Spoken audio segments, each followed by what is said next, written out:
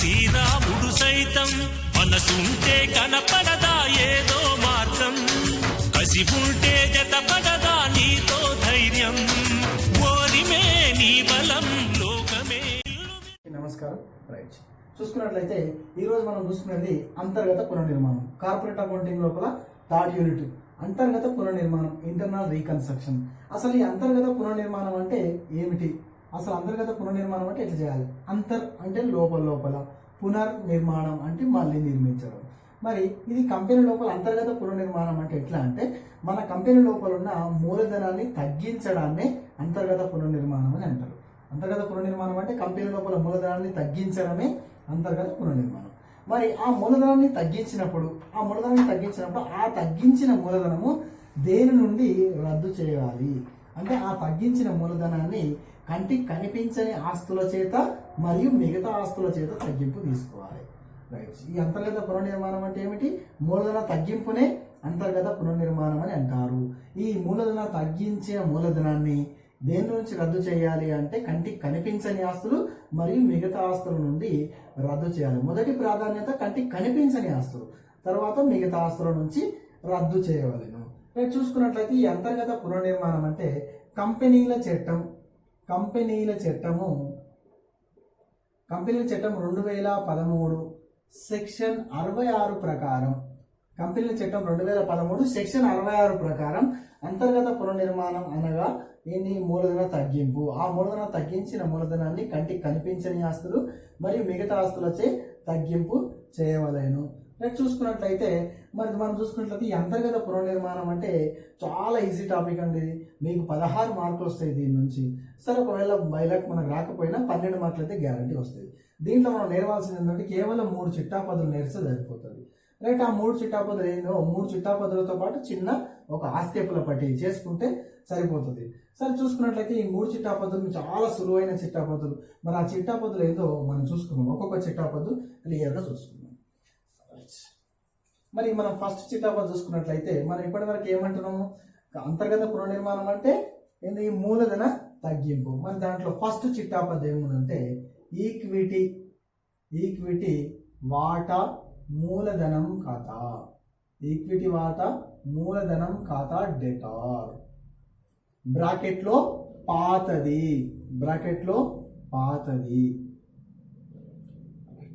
Next ఆధిక్యపు వాటా మూలధనం ఖాతా డెటార్ బ్రాకెట్లో పాతది. రైట్, మరి నెక్స్ట్ చూసుకున్నట్లయితే 2 మూలధన తగ్గింపు ఖాతా.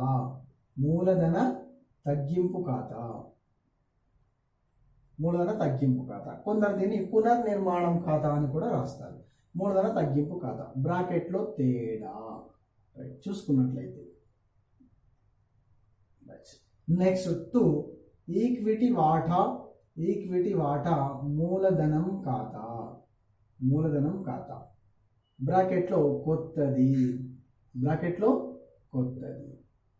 చూసుకున్నట్లయితే నెక్స్ట్ ఆధిక్యపు వాటా మూలధనం ఖాతా బ్రాకెట్లో కొత్తది. సరే, చూసుకున్నట్లయితే ఫస్ట్ చిట్టాపద్దు అండి. దీనికి నేరేషన్ ఏంటంటే ఈక్విటీ వాటా మరియు ఆధిక్యపు వాటా మూలధనం తగ్గించినందున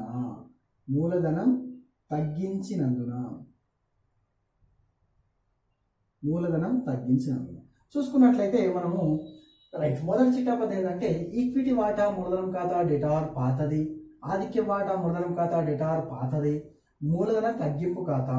ఈ తేడా అనేది మనకు క్లియర్గా తెలియదు. ఈ పైన రెండు కింద 2 రాసిన తర్వాత అంటే ఈ మూలధన తగ్గింపు తేడా అనేది మనకి ఏంటంటే పాతదానికి కొత్తదానికి విలువ ఎంత తేడా అయితే ఉందో ఆ తేడానే ఇది. రైట్, ఆధిక్య వాటా మూలధనం ఖాతా డెటార్ పాతది. తర్వాత చూసుకున్నట్లయితే ఈక్విటీ వాటా మూలధనం ఖాతా డెటార్ పాతది. 2 మూలధన తగ్గింపు ఖాతా, దాన్ని ఏం రాయొద్దు, తేడానే మాత్రమే రాయాలి. నెక్స్ట్ 2 ఈక్విటీ వాటా మూలధనం ఖాతా కొత్తది.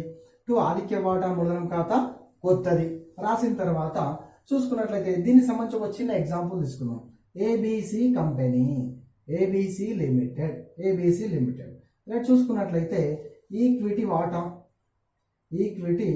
వాటా మూలధనం రైట్. ఈక్విటీ వాటా మూలధనం వల్ల ఎంత ఉందంటే సపోజ్ ఒక్కొక్క వాటా 100 రూపాయలు ఇంటూ 1000 వాటాలు. 1000 వాటాలు ఏంటంటే సంఖ్య, రైట్. ఇదేమో రూపాయలు విలువ.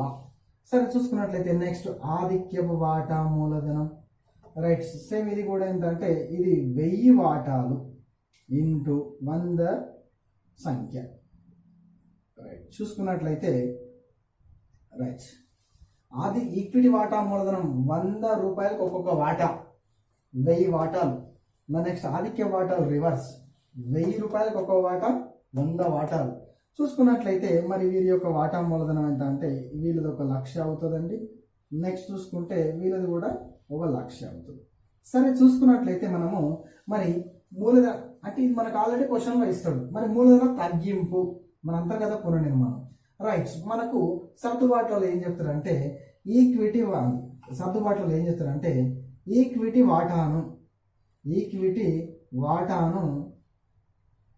వాటాను ఎంత 50 రూపాయల తగ్గింపు, 50 రూపాయల తగ్గింపు.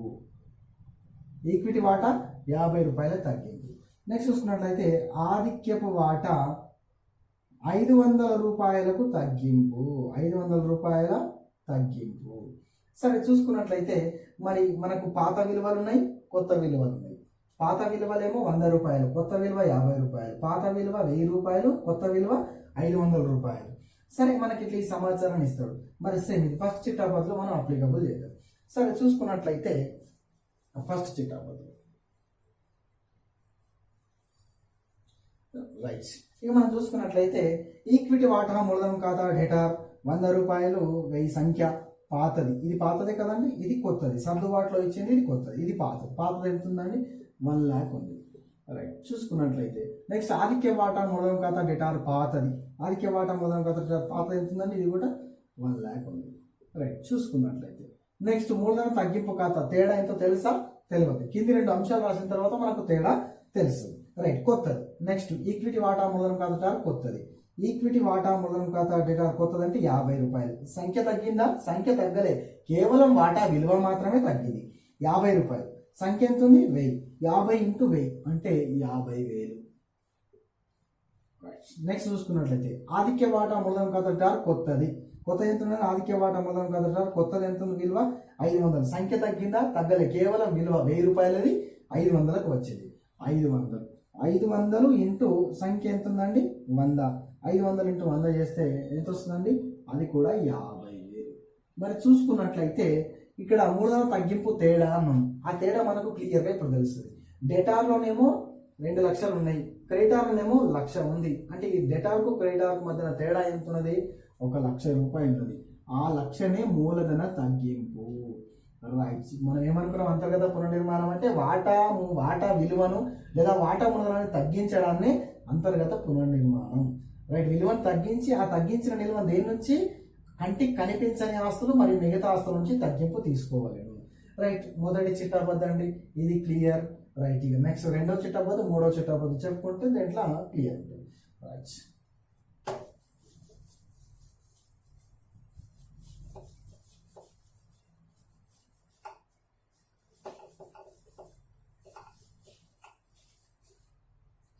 నెక్స్ట్ రెండవ చిట్టాబద్దు. ఈ రెండవ చిట్టాబద్దు సందర్భాన్ని బట్టే వస్తుంది, ప్రతి లెక్కలో ఇది రాదు. సందర్భాన్ని బట్టే వస్తుంది. ఎట్లా అంటే కేవలం రుణదాతలు కానీ డిబెంచర్దారులు కానీ ఇంకేదైనా బయటి వారి అప్పులు కానీ త్యాగం చేసినప్పుడు మాత్రమే, అంటే వారి అప్పులలో కూడా తగ్గింపుగా తీసుకున్నప్పుడు మాత్రమే ఈ రెండవ చిట్టాబద్దు వస్తుంది, లేకపోతే రాదు. సరే దీన్ని చూసుకున్నట్లయితే రుణదాతల ఖాతా డెటార్ సేమ్ అండి, ఇది కూడా పాతది.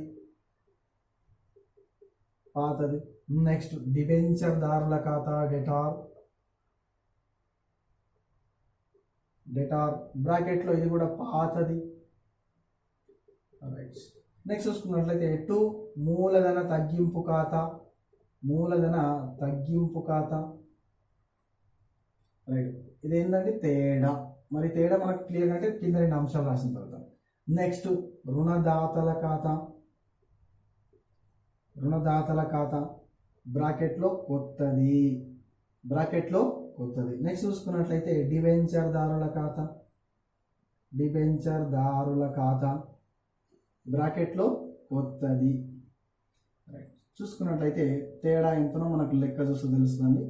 రైట్, నెక్స్ట్ చూసుకున్నట్లయితే మనం దేంట్లో కూడా కొద్దిగా తీసుకున్నాం. రైట్, దీనికి మీద కూడా ఒక చిన్న ఎగ్జాంపుల్ తీసుకున్నాం. రైట్, మరి దీనికి నేరేషన్ ఏమొస్తుంది అంటే రుణదాతలు మరియు డిబెంచర్దారులు త్యాగం చేసినందున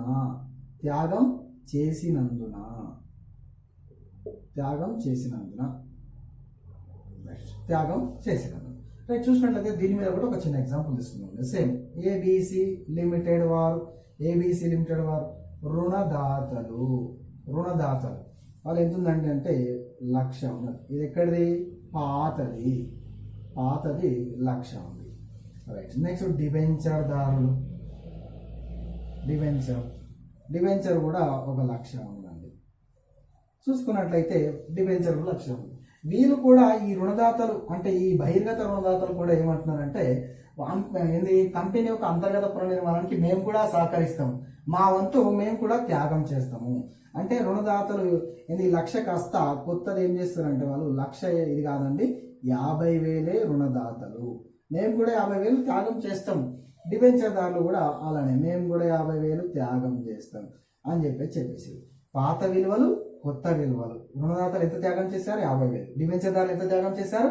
50,000. ఇట్లా త్యాగం వీరు కూడా చేశారు. మరి ఎప్పుడైతే రుణదాతలు త్యాగం చేస్తారో అటువంటి సందర్భంలో మాత్రమే మనకు రెండవ చిట్టాపద్దు వస్తుంది. వీళ్ళు త్యాగం చేయకపోతే రెండవ చిట్టాపద్దు రాదు. రైట్, చూసుకున్నట్లయితే ఈ ఎగ్జాంపుల్ మనం ఈ చిట్టాపద్దులోకి మార్చుకుందాం.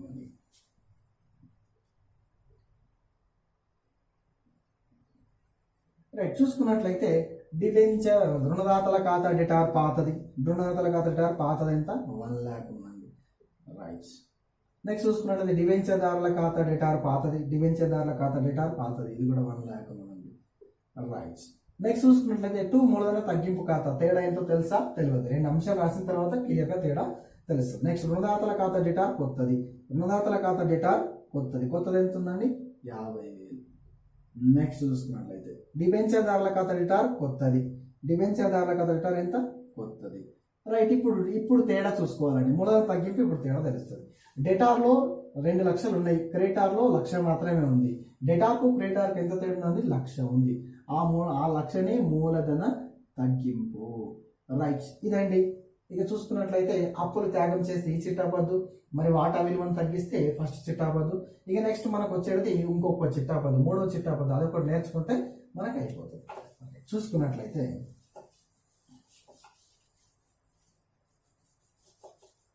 రైట్, మరి ఇదే కాకుండా అంతర్గత పునర్నిర్మాణం అంటే మనం కేవలము అంటే అంతర్గత పునర్నిర్మాణం చేయాలంటే మనము కంపెనీల చట్టం యొక్క అనుమతి, కంపెనీల లా బోర్డు యొక్క అనుమతి, కేంద్ర ప్రభుత్వానికి మనం ప్రత్యేక తీర్మానాలు ఆమోదించిన తర్వాత పంపించాల్సింది ఉంటుంది. రైట్, నెక్స్ట్ మూడో చిట్టబద్ధ ఏముందండి? ఇప్పుడు ఎక్కడెక్కడైతే మనం విలువలు తగ్గించి మూలధన తగ్గింపు ఖాతాకు మళ్లించామో ఆ నిలువను రద్దు చేయడమే మూడో చిట్టాపద్దు.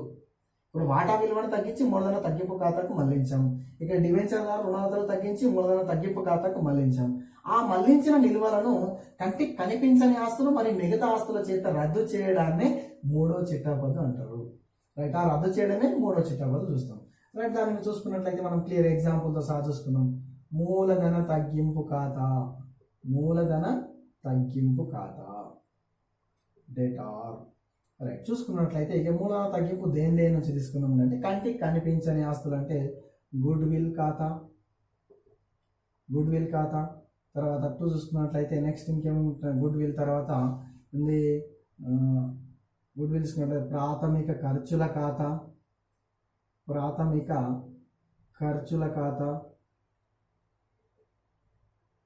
రైట్, నెక్స్ట్ చూసుకున్నట్లయితే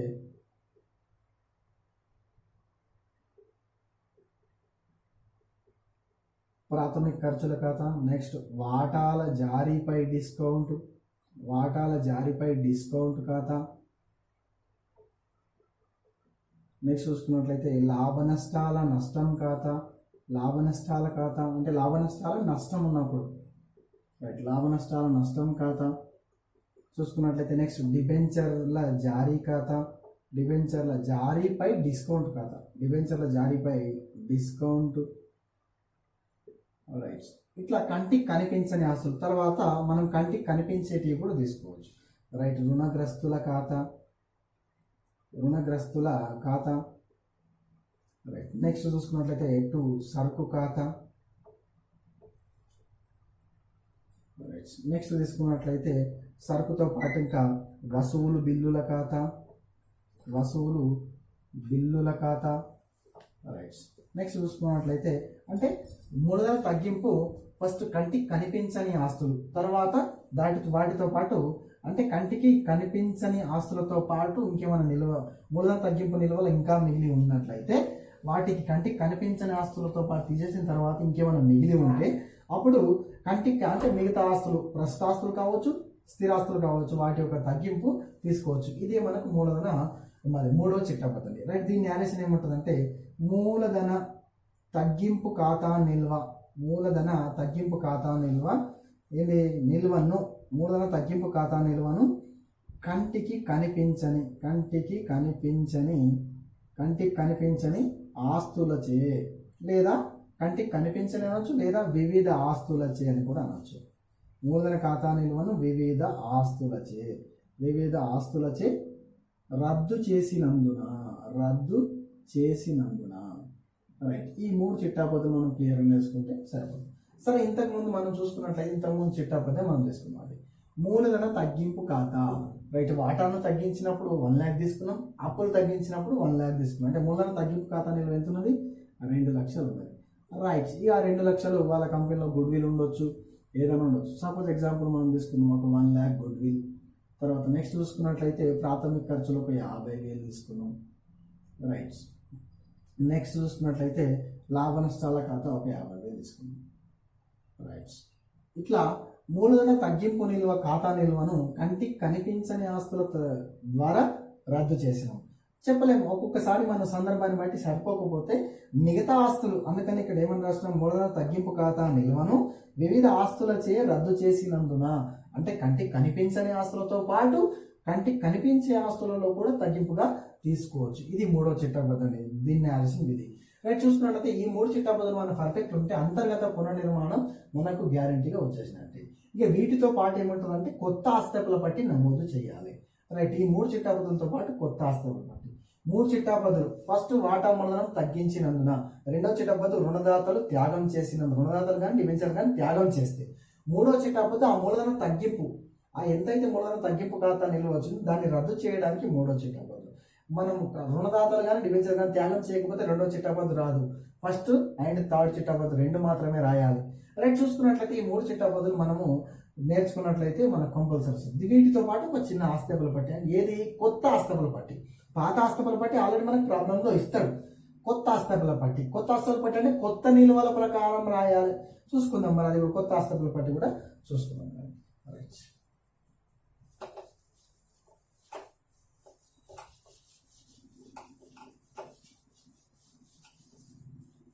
రైట్. కొత్త ఆస్తపుల పట్టి. రైట్.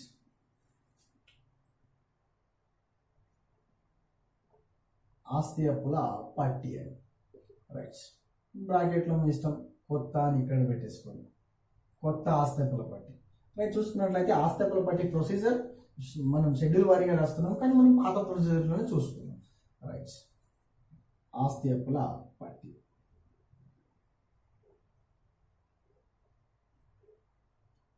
రైట్. ఆస్తి అప్పుల పట్టి. రైట్. ఇక మనం ఫస్ట్ ఇక్కడ చూసుకున్నట్లయితే అప్పులు, ఇక్కడ రైట్, ఇక్కడ ఆస్తులు. రైట్. మీకు డౌట్ రావచ్చు, సార్ వాటా మూలధనం తగ్గిస్తున్నాం కదా, మరి అప్పుల వైపున తగ్గుతుంది కదా, మరి ఆస్తుల వైపున ఎక్కువ ఉంటుంది కదా, అప్పుడు ఆస్తుల బట్టి సమానత సాధించదు కదా అంటే మనం క్లియర్గా చూసుకోవచ్చు. ఎందుకు సాధించదు? ఇక్కడ ఆల్రెడీ అప్పులు తగ్గుతున్నాయి. ఈ యొక్క అప్పులు తగ్గిన నిల్వతో ఏమైతుంది? ఇక్కడ కంటికి కనిపించని ఆస్తులు అంటే గుడ్ విల్ గిడ్విల్ అన్ని తగ్గుతున్నాయి అన్నప్పుడు ఇక్కడ కూడా ఆల్రెడీ తగ్గుతుంది కదా ఇండైరెక్ట్ గా. అంటే కంటికి కనిపించని ఆస్తులు మరియు కనిపించే ఆస్తులు కూడా తగ్గుతున్నాయి అన్నప్పుడు ఇక్కడ తగ్గుతున్నది, అక్కడ తగ్గుతున్నది అన్నప్పుడు ఆస్తులు బట్టి సమానత సాధిస్తుంది. రైట్. చూసుకున్నట్లయితే ఈక్విటీ వాటా మూలధనం ఖాతా ఏం రాయాలి? కొత్తది రాయాలి. కొత్తది. నెక్స్ట్ ఆధిక్యపు వాటా మూలధనం ఖాతా ఏది రాయాలి? కొత్తది. పాతది రాయొద్దండి, కొత్తది. ఇంతకు మనం లెక్కలు చూసుకున్నట్లయితే ఏంది 50,000 వచ్చింది లెక్కలు. ఇంతకుముందు మన ప్రాబ్లం ఎగ్జాంపుల్ చూసుకున్నట్లయితే. నెక్స్ట్ ఇంకేమైనా ఉన్నట్లయితే ఈక్విటీ వాటా ఆధిక్య వాటా, తర్వాత రుణదాతలు ఎవరు అండి? ఇవి కూడా కొత్తది రాయాలండి, కొత్తది. నెక్స్ట్ డిబెంచర్లు ఇది కూడా కొత్తది రాయాలండి. రైట్, ఇట్లా రాసేస్తామండి. అన్నీ కూడా కొత్త నిల్వలు మాత్రమే రాయాలి. నెక్స్ట్ ఆస్తుల వైపున చూసినట్లయితే వివిధ ఆస్తులు. సరే చూసుకున్నట్లయితే వివిధ ఆస్తులు మొత్తం ఇక్కడ రాసేస్తామండి. మరి ఏవి వివిధ ఆస్తులు అంటే రద్దు చేసిన తర్వాత మిగిలిన నిల్వలు మాత్రమే ఆస్తుల పట్టిలో నమోదు చేయాలి, ఎందుకంటే ఇది కొత్త ఆస్తుల పట్టి. సపోజ్ ఎగ్జాంపుల్ తీసుకుందాం మనం. గుడ్ విల్ ఇంతకుముందు ఎగ్జాంపుల్లో 1 lakh అనుకున్నాం. మన దగ్గర గుడ్ విల్ ఒక 2 lakhs ఉన్నది, వాళ్ళకి 1 lakh పోయింది, ఇంకా 1 lakh ఉన్నది. కాబట్టి ఇక్కడ ఎంత రాసుకోవాలి? మిగిలింది మాత్రమే రాసుకోవాలి. గుడ్ విల్ అంటే మిగిలింది మాత్రమే రాసుకోవాలి. ఒకవేళ అయిపోతే మొత్తం, ఒకవేళ గుడ్ విల్ ఉన్నదంతా రద్దు చేసినామంటే రాయనవసరం లేదు. రైట్, మిగిలిన ఆస్తులు మాత్రమే రాసుకోవాలి. అంటే రద్దు చేయగా మిగిలిన ఆస్తులను మాత్రమే ఇక్కడ ఆస్తుల వైపున రాసుకోవాలి. రైట్, గుడ్ విల్ కాకుండా ఇంకేమన్నా ప్రాథమిక ఖర్చులు మన దగ్గర అంతే ఉన్నాయి, ఇంకేం మిగిలలేవు అన్నప్పుడు ఏం చేయాలి? ప్రాథమిక ఖర్చులు ఏం లేవు మన దగ్గర. రైట్, చూసుకున్నట్లయితే లాభ నష్టాల ఖాతా మొత్తం ఉన్నదంతా రద్దు చేసేసినాం, నీల్. రైట్, ఇంకేమన్నా వివిధ ఆస్తులు ఉంటే దానికి రెండింటిని మిగతా అనేది చేసి రాశారు. రద్దు చేసిన తర్వాత మిగిలిన నిల్వలతో మాత్రమే ఇక్కడ తెచ్చి నమోదు చేయాలి. రైట్, మీకు అంతర్గత పునర్నిర్మాణం right corporate accounting 3rd unit లోపల 3 చిట్టాపద్దులు ఈ యొక్క కొత్త ఆస్తుల పట్టి మీరు తయారు చేస్తే 12 మార్కులు గ్యారంటీగా వస్తాయి. 16 మార్కులు మీ లక్కును బట్టి రావచ్చు, షార్ట్ క్వశ్చన్ రాకపోవచ్చు. 3 చిట్టాపద్దులు క్లియర్గా గుర్తుపెట్టుకోవాలండి. తర్వాత కొత్త ఆస్తుల పట్ల విలువలు ఇవన్నీ ఏవి రాస్తాం? కొత్తవి రాస్తాం. అప్పుల వైపున కొత్తవి రాస్తాము, ఆస్తుల వైపున కొత్తవి రాస్తాం. ఎందుకంటే సమానత సాధించాలి కదా, రద్దు అయిపోయినాక ఆస్తి లేదు కదా. కాబట్టి అంతర్గత పునర్నిర్మాణం అంటే ఇది. మరి ఇది చాలా కార్పొరేట్ అకౌంటింగ్లో 3rd యూనిట్ అంటే చాలా సులువైన చాప్టర్. 3 చిట్టాపదాలు గుర్తుపెట్టుకుంటే యూనిట్ మొత్తం వచ్చేస్తుంది. రైట్, అంతర్గత పునర్నిర్మాణం అనగా ఇదండి. రైట్, ఇంకా ఇంకేమైనా దేంట్లో డౌట్స్ ఉన్నట్లయితే మొదటి ఏంది? వాటా మూలధనం తగ్గింపు తీసేసుకున్నాం, అప్పులు తీసేసుకున్నాం, తర్వాత రద్దు చేసేసినాం, తర్వాత ఆస్తికుల పట్టి కూడా క్లియర్ అయిపోయిందండి. రైట్, ఇంకేమైనా డౌట్స్ ఉన్నట్లయితే దీనికి కామెంట్ బాక్స్లో అడగచ్చు. జై హింద్.